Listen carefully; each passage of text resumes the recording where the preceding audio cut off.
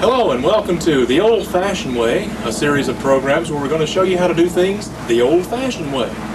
I'm very pleased to bring you for our first installment, how to grind and make sugarcane. And I've got a real expert on the subject that I'm really pleased to be related to. My uncle David Cutchen still does things the old-fashioned way.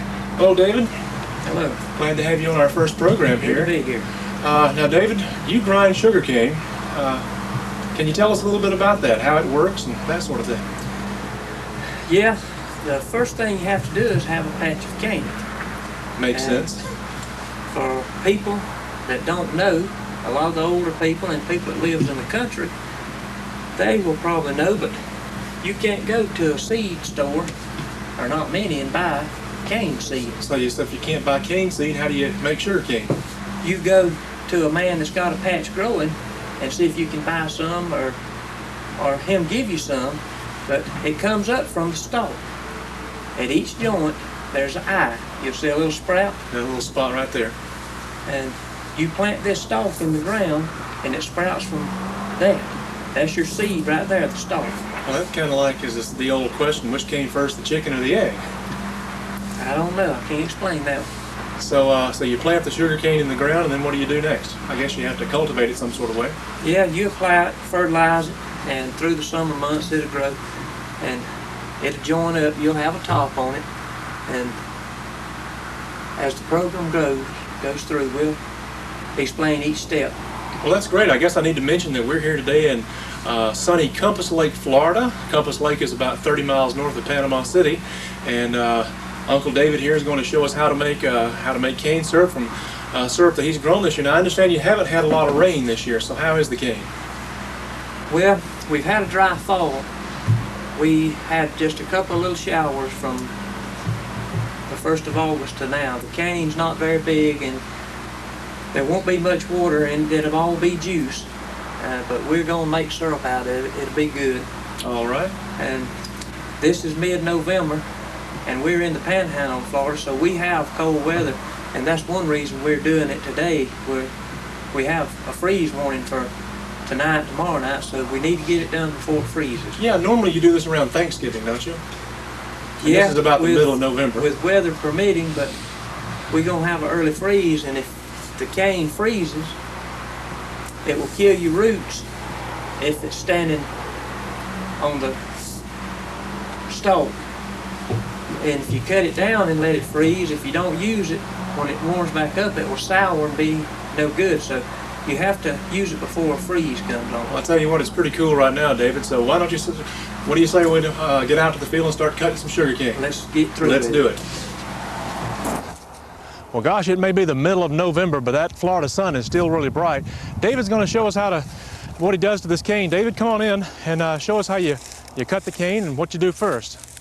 Well, John, as you can see, this patch of cane has been cut and carried to the mill, but this is a tool, a cane stripper, that's used to strip the cane and get the fodder. These blades right here is what's up and down the cane as it's growing, and you use a stripper to strip the stalks and get them clean for preparation to carry it to the mill. All right. This has already been stripped, but that's the tool used. Looks kind of lethal. Well, it's a pretty ornery tool. I guess so. So then what do you do after you strip the cane?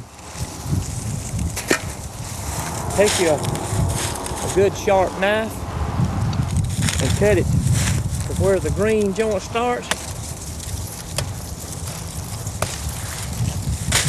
Looks like you've done a few of those. Yeah, it's simple to do, but I think I'm gonna stand out of the way.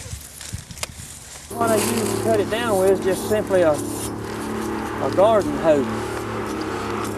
I've cut a lot of cane with it. This is not too sharp, but maybe we can chop it down with it.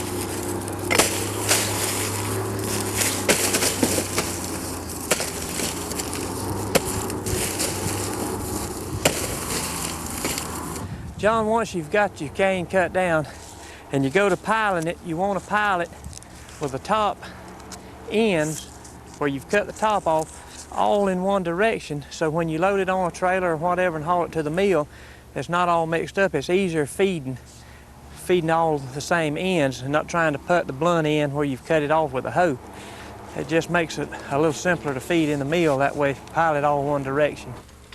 After the cane is cut, it's hauled a few hundred feet to the cane mill. Now the mill is very old and it's still mule powered. Old Pete's been pulling this mill for the past 15 years, but he doesn't seem to mind. Now here's Grandma Belle, and she's feeding the cane into the mill.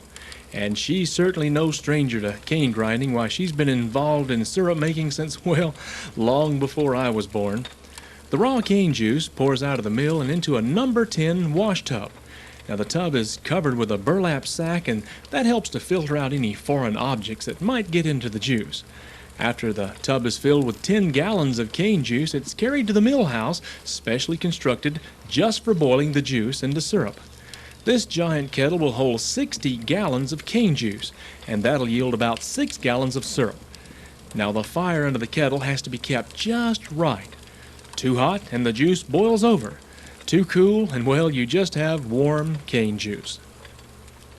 It's critical the amount of wood you have in there at this stage of it, because if you get too much, it'll boil over, and you don't want to have a lot of wood or fire in it when it becomes syrup. As the juice begins to boil, David uses a special strainer made from an old pot to skim off any remaining impurities. He keeps the strainer low over the kettle so as not to cool the strained juice. It'll take about 2 hours for the juice to boil into syrup.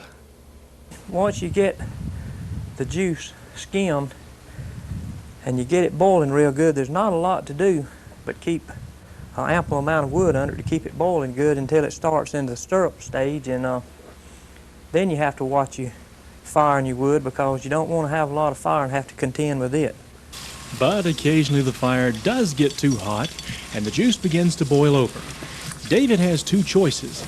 He can extinguish his fire or dip the boiling juice and pour it back into the kettle from a height that will allow it to cool as it falls. As the juice boils down, it starts to thicken, and David begins to check it periodically, looking for the right moment when his cane juice becomes cane syrup. Johnny, we're going to check and see how it's coming along for syrup. It's starting to come into the syrup stage. You see it's getting sticky and wanting to hang to the dipper. But when you see it hang and have a little veil-like, there's still some juice in it. It's going to be a few more minutes. When it starts in the syrup stage, the foam will have a red tint to it. A while ago, when it was just juice, you know, it was real light, a white color. But as it becomes more syrupy, it has a red look to the foam. Up till this time, the boiling juice has had a vegetable smell, but at a certain point, the aroma changes to a very sweet smell. David keeps a close watch to make sure that the syrup doesn't boil as thick as molasses. He said he likes his syrup thin, while Grandma Belle likes hers just a little bit thicker. But that's the nice thing about making your own syrup. You can make it just the way you like it. Well, Johnny, I think this boiling's about syrup. See how it's cutting off real quick and falling? It's heavy. I think by the time we pull the fire and get it dipped up, we'll be ready. Let me rake this fire back some.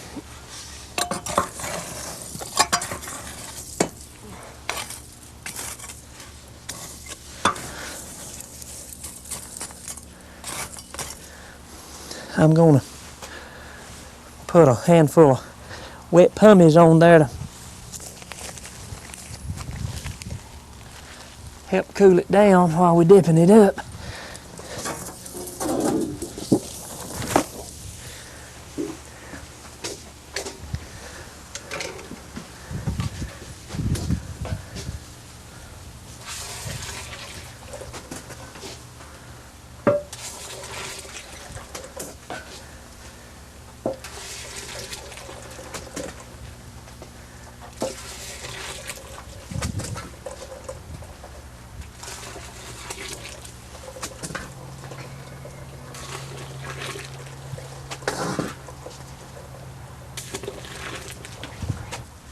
Johnny, this syrup is mighty hot right now, but we're gonna try to put some in a bottle and see what it looks like if it don't burn us up.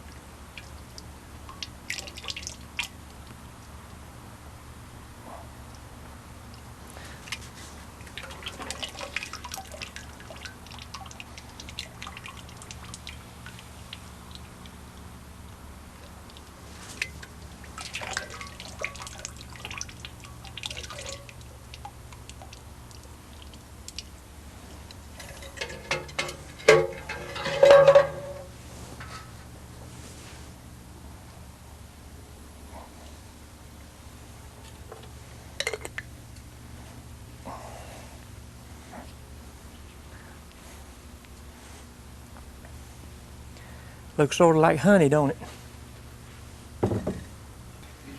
Well, good morning. There's still one test yet to perform on the syrup that we made yesterday, and that's of course tasting it. From what little I've already tasted off my finger there, David, it tastes really, really good.